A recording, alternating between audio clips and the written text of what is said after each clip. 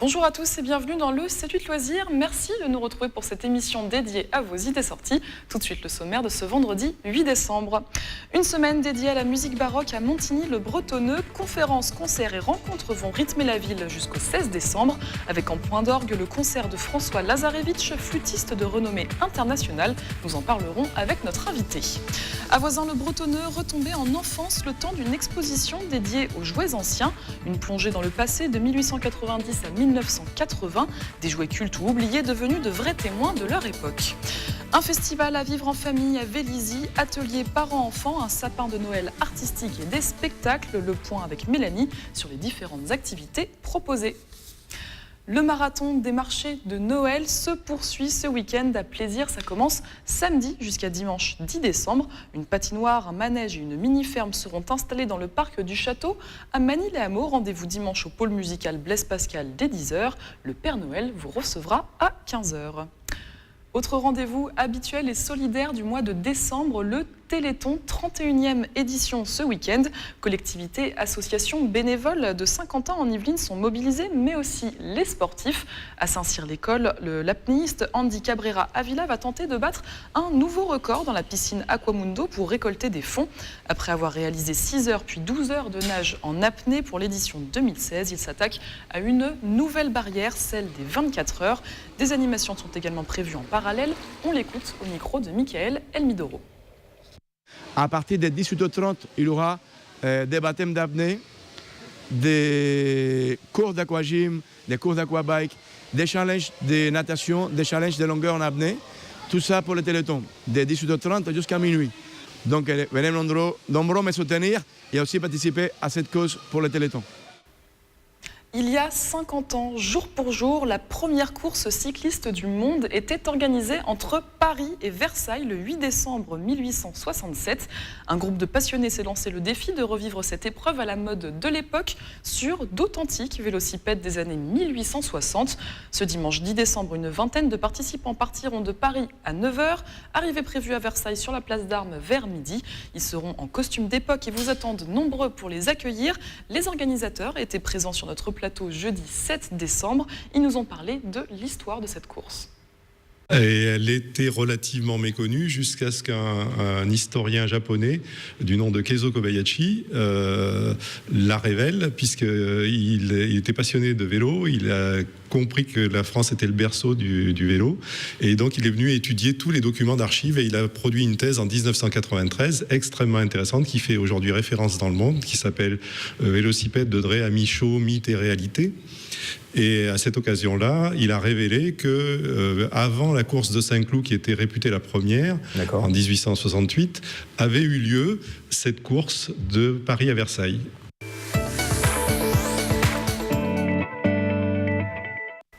Une semaine consacrée à la musique baroque à Montigny-le-Bretonneux jusqu'au 16 décembre. Le pôle musique et théâtre de la ville organise plusieurs temps forts autour de cette thématique.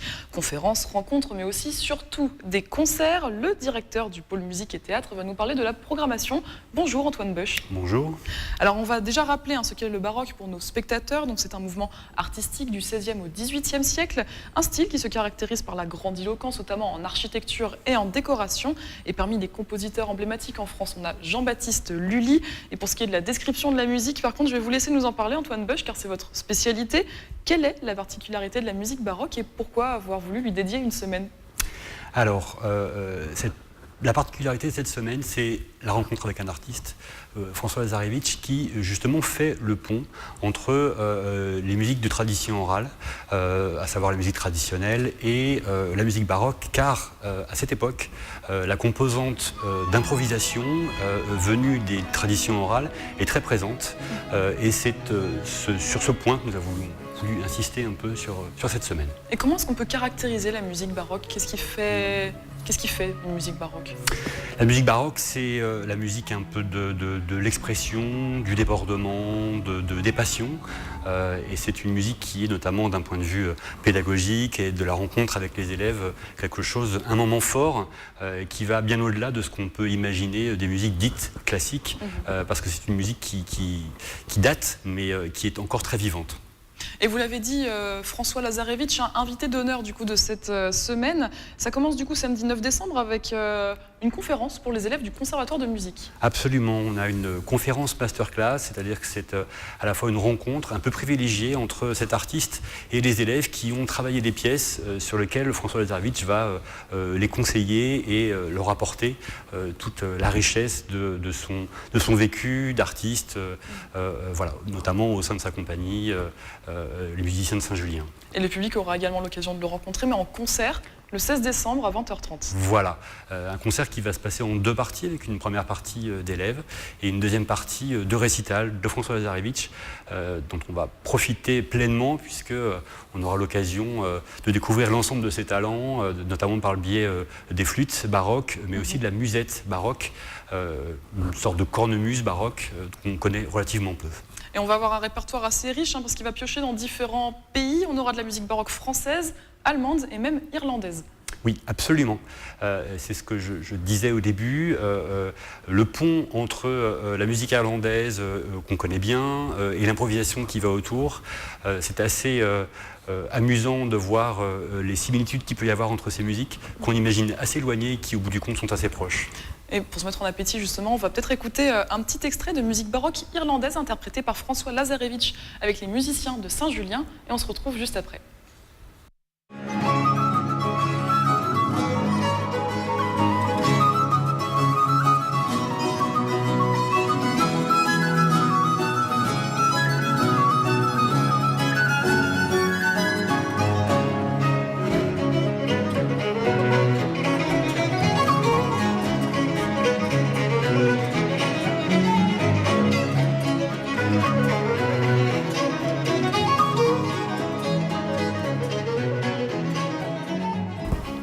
Alors ça évoque beaucoup de choses, on l'a entendu, ça nous invite vraiment à voyager. Oui, absolument. C'est une musique d'ailleurs qui voyage beaucoup. Ce répertoire qui est à la fois un répertoire écrit et à la fois un répertoire de tradition orale a beaucoup voyagé. Et on voit d'ailleurs des formes musicales qu'on retrouve à travers toute l'Europe, des thèmes qu'on retrouve à travers toute l'Europe. Et effectivement, c'est une musique qui voyage beaucoup. Et avant ce concert du 16, il y aura les élèves qui donneront un concert également le 13 décembre en l'église Saint-Martin. Absolument, c'est la première fois pour nous, première date dans cette église, Saint-Martin. Donc on va pouvoir bénéficier d'une acoustique vraiment intéressante. Assez privilégié, effectivement, voilà, d'avoir des lieux absolument. comme ça. Voilà, et qui va permettre voilà, aux élèves de pouvoir s'exprimer. Cette semaine, effectivement, est un temps fort, avec différentes choses, comme vous venez de le dire, de masterclass, de concerts dans une église ou à la salle Jacques Brel. Voilà, on aime bien, pour donner le plus de possibilités possibles aux élèves, faire des temps forts qui rythment un peu la vie de notre équipement.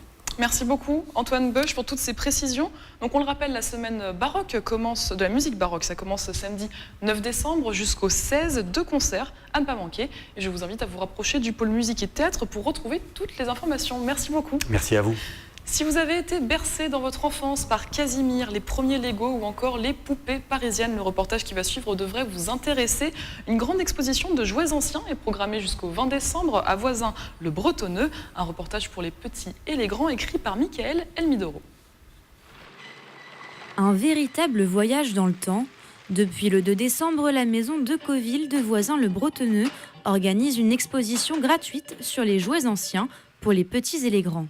Plus de 2500 objets sont exposés dans cette caverne d'Ali Baba pour collectionneurs. Vous retrouvez tous les jouets de 1880 à 1980 à peu près. C'est la nostalgie, je le vois dans le regard des adultes.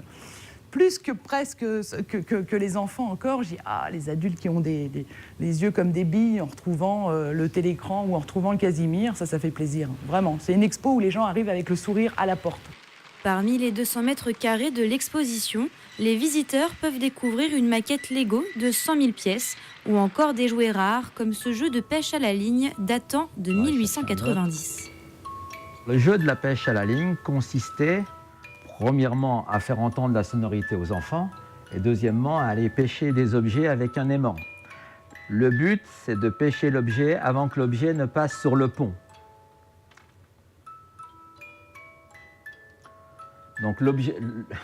Donc l'enfant pêchait un objet, il le prenait et regardait. Et là, il avait pêché, par exemple, effectivement, une chaussure. En bois, en fer blanc, en plastique ou en métal, les jouets permettent également aux visiteurs d'observer une part de l'histoire selon les organisateurs. J'étais assez frappée par la fille qui avait le fer à repasser, la machine à laver et la dinette, et le garçon qui jouait plutôt aux gendarmes et aux voleurs, aux petites voitures, et puis le garçon qui avait un métier, la fille un peu moins, je trouve. Voilà, c'était en préparant ça, c'est ça qui m'a frappée. L'exposition se déroule du mardi au dimanche jusqu'au 20 décembre, une excuse pour retomber définitivement en enfance à l'approche des fêtes de Noël.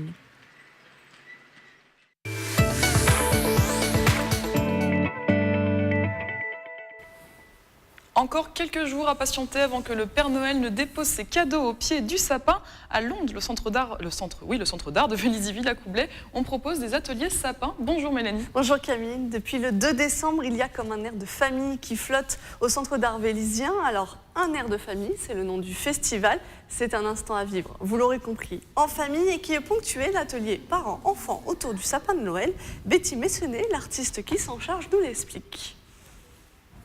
Nous allons créer sur le sol un parcours avec pour matière première des rubans adhésifs colorés.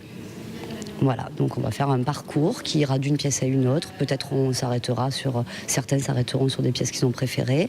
On créera comme ça des chemins, des trajets qui vont d'une pièce à une autre. Une œuvre collective, éphémère, qui sera faite avec du ruban utilisé par les électriciens.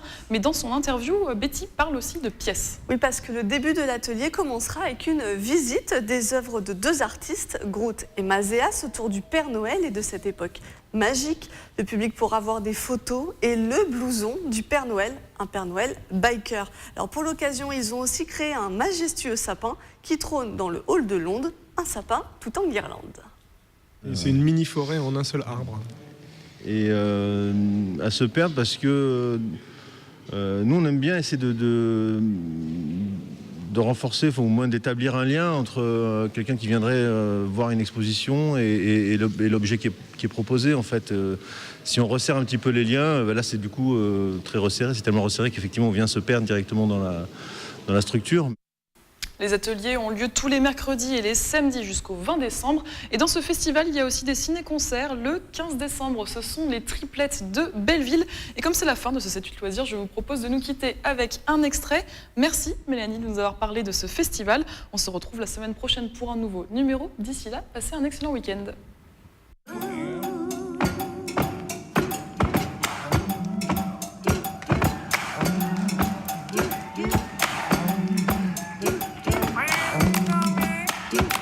Bye.